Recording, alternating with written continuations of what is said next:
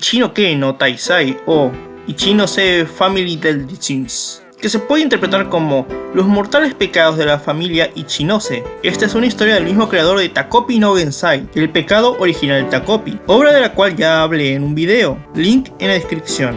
Fiel a su estilo, el autor nos presenta una historia centrada en las relaciones interpersonales y la importancia de relacionarnos emocionalmente e ir conociéndonos más para poder entendernos mutuamente al crear lazos empáticos, dándonos a conocer y asimismo conociendo a los demás. El poder profundizar empáticamente con los demás fue un punto muy importante dentro de la narrativa de Takopi no Gensai.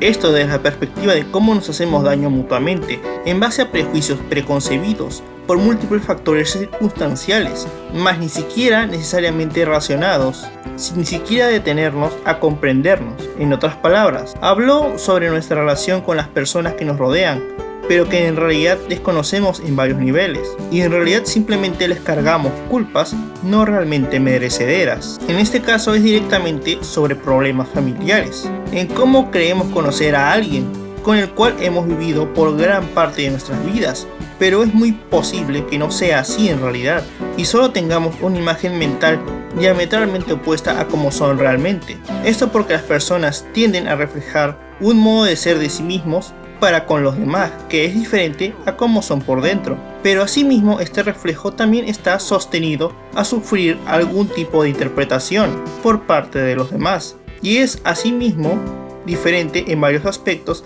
a la idea que se trata de proyectar en primer lugar. En esta nueva historia, ellos se nos ha revelado por medio de la familia Ichinose. Ellos serán el hilo conductor de esta historia. Un parteaguas principal será el joven Tsubasa, con el cual diferentes aspectos de la familia se nos serán revelados, pero ¿cómo es que se evitará caer en la redundancia de exponer información obvia? Y más importante, ¿cómo es que ello podría ser presentado de una forma natural si estas personas ya son una familia?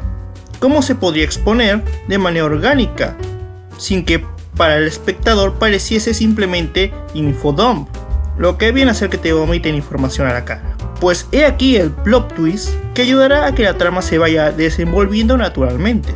Todos han perdido la memoria.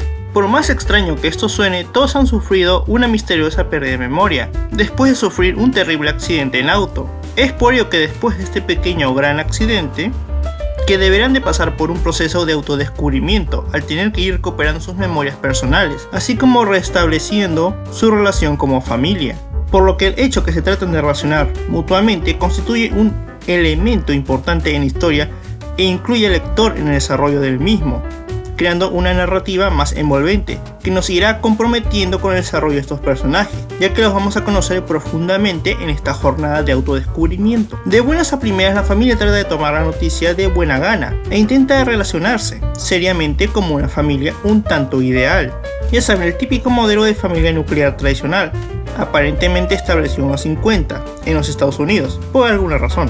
Se nota que al menos de forma natural son aparentemente buenas personas. Sus actitudes con su mente, aún con falta de memoria, son muy cooperativas y amigables, por lo que de manera natural no son inherentemente gente mala, por lo que cualquier detalle que descubramos de sus personalidades pasadas sea más bien producto de las circunstancias en las cuales se desarrollaron y las decisiones que fueron tomando, y no de algún problema mental o de una personalidad inherente que pueda haber sido afectada por algún tipo de rasgo genético. O sea, están muy cerca de una especie de total normalidad estándar. Detalle importante para cómo se desenvuelve la historia, por lo que no habrá cabida a culpar a factores hereditarios sobre el cómo eran, sino más bien es enteramente responsabilidad de cómo eran ellos mismos. Ellos de primera mano experimentan cómo sería una familia un tanto idílica, cómo se supone que deben actuar, apoyándose y tratando de ayudarse mutuamente en tratar de recordar y así recuperar sus preciosos recuerdos como familia. Pero esto es algo que parece ir desvaneciéndose cuando finalmente son dados de alta y deben encarar cuál era su realidad hasta aquel entonces. Al ver el reflejo mismo de cómo eran sus vidas, de cuáles eran sus costumbres y de cómo se relacionaban con familia, se les cayó el alma al suelo. Esto no sucedió de golpe al retornar a su casa. Claro, se pueden dar la idea de que eran algo desorganizados, y por el sucio era por el abandono del hogar, debido a la ausencia que estuvieron sometidos. Aún tenían un gramo de esperanza porque esto solo fuera una mala primera impresión, que solo era un producto del descuido fuera de control. Esta era una casa muy descuidada, demasiado como para hacer por la mera dejadez de unos días, sino que esto reflejaba una drástica realidad. Una en donde eran obviamente gente descuidada, que no se preocupaba del ambiente hogareño, un espacio hecho para que coexistan y se comuniquen. Por tanto, asimismo, esto revelaba su relación como familia, estando totalmente descuidada, dejada de lado. El autor utiliza elementos tangibles para que podamos hacer la relación con el uso de las metáforas repartidas en la trama, en conjunto del mensaje que nos trata de transmitir. Pero lo más revelador sería cuando tuvieron que entrar a sus habitaciones. Cada uno tenía una habitación propia, incluso los miembros que se supone que eran parejas.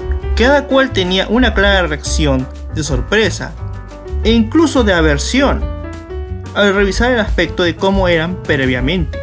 Las fantasías esperanzadoras de ser una familia estable y feliz obviamente se fueron como lágrimas que se lleva la lluvia.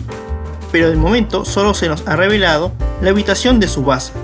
La primera impresión que nos dio era posiblemente de un chico activo, extrovertido y con una facilidad para relacionarse con los demás. Hasta animaba a su aparente hermana para que tratase de adaptarse a la nueva situación familiar y no perdiese la esperanza. Pero parece ser que su anterior personalidad era algo muy diferente a esta primera impresión que tuvimos. No solo se nos fue revelado previamente que era alguien algo desalineado, hasta tenía un muy estereotípico fleco largo, dando a entender que era alguien poco cuidado y bastante cabizbajo posiblemente, sino que ahora resulta que su cuarto además estaba también descuidado y sucio. Tenía un montón de grafitis por todas las paredes que enunciaban en diferentes tamaños la palabra en japonés muerte.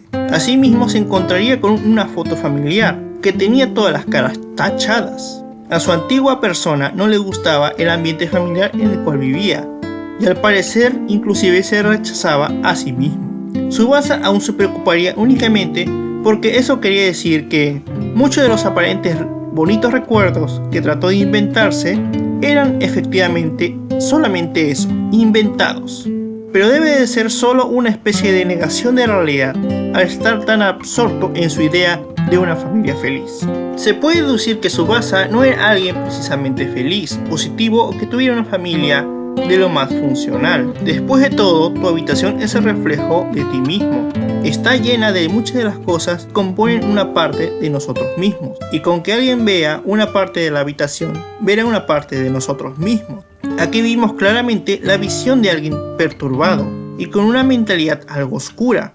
Pero el porqué de ello se nos será revelado conforme progrese la historia.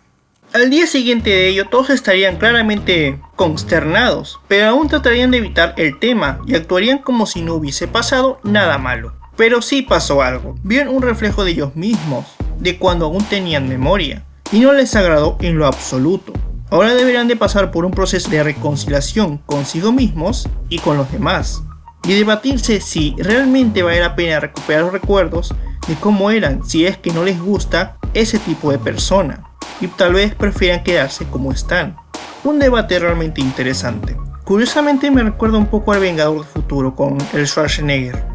Esto de momento es un pequeño vistazo a la nueva obra de Taizan, y les estaré comentando la obra conforme salgan más números. Recuerden darle a like al video y suscribirse para más videos así. Ya sin más, me despido, cuídense y hasta un próximo video.